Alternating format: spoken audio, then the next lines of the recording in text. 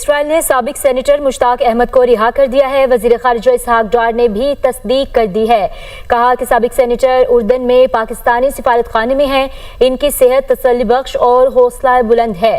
اسرائیل نے سابق سینیٹر مشتاق احمد کو رہا کر دیا ہے۔ وزیر خارجہ اسحاق ڈار نے بھی اس بات کی تصدیق کی ہے۔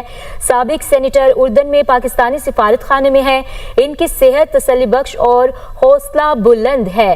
اسرائیل نے سابق سینیٹر مشتاق احمد کو رہا کر دیا ہے۔ سابق سینیٹر اردن میں موجود ہیں، پاکستانی سفارت خانے میں ہیں، ان کے صحت تسلی بخش اور حوصلہ بلند ہے۔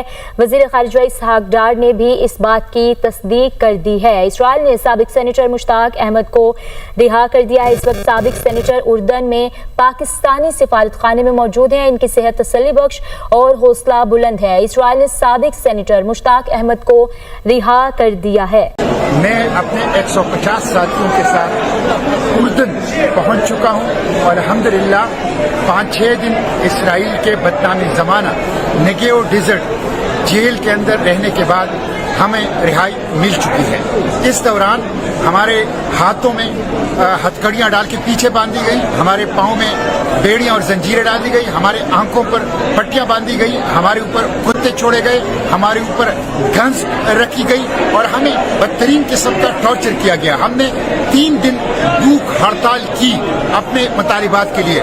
نو access to air, no access to drinking water, no access to medication. 50 ساتھیوں کے ساتھ اردن پہنچ چکا ہوں اور الحمدللہ 5-6 دن اسرائیل کے بدنامی زمانہ نگیو ڈیزرٹ جیل کے اندر رہنے کے بعد ہمیں رہائی مل چکی ہے۔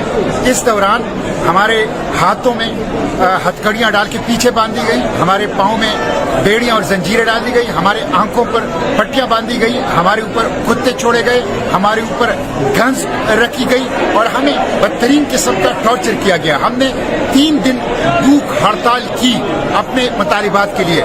نو access to air, no access to drinking water, no access to medication, no access to lawyer, کسی قسم کی چیز تک ہمیں رسائی نہیں تھی ایک بدنامی زمانہ جیل تھا، لیکن الحمدللہ ہم رہا ہو چکے ہیں اور فلسطین کی آزادی کی جدوجہد جاری رہے گی۔ اس ناکہ بندی کو ہم توڑیں گے، بار بار اس کے لیے جائیں گے، غزہ کو بچانے کے لیے کوشش کریں گے اور جو جینوسائیڈ کے مجرم ہیں ان مجرموں کو کیفر کردار تک پہنچائیں گے انشاءاللہ۔